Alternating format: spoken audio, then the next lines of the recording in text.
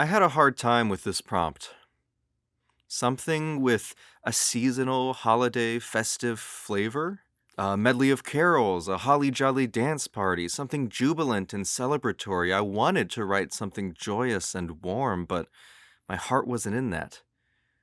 None of that joy felt right to me. I realized it's because the holidays aren't a very joyous time for me. I know everyone says, oh, it's Christmas, it's a happy time, but outside of the hot chocolate, nice sweaters, the extra gigs, that hasn't really been my experience. I think for a lot of people, the holidays are a time of cognitive dissonance and compelled affections, trauma responses, and facing abuse. So that's what I decided to write about.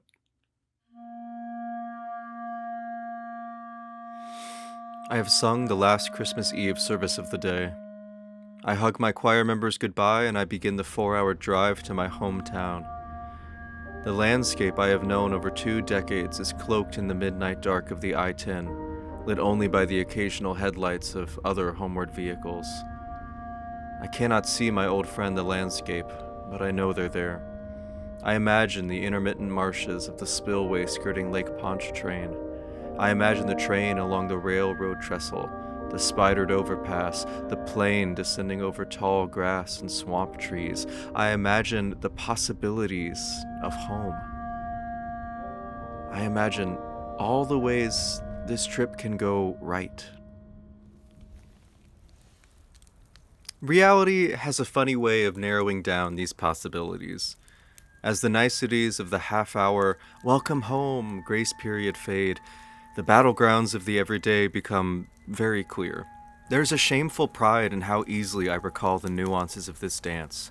In these moments, I worry I am forgetting the best version of myself.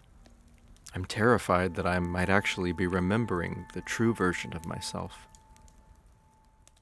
But either way, the cool thing about family is that they can actually hurt 2 versions of yourself. They can hurt the adult version of you who hopefully has the skills to cope. But they also have a shortcut to hurting your inner child, because your inner child was victim to those same abuses, but with no way to protect themselves.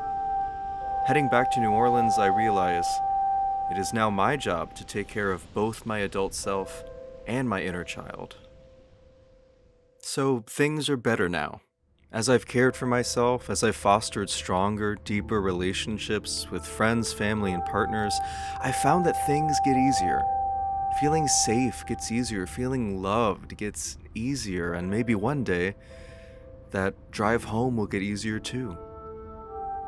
Maybe one day, I'll make my own home to drive to.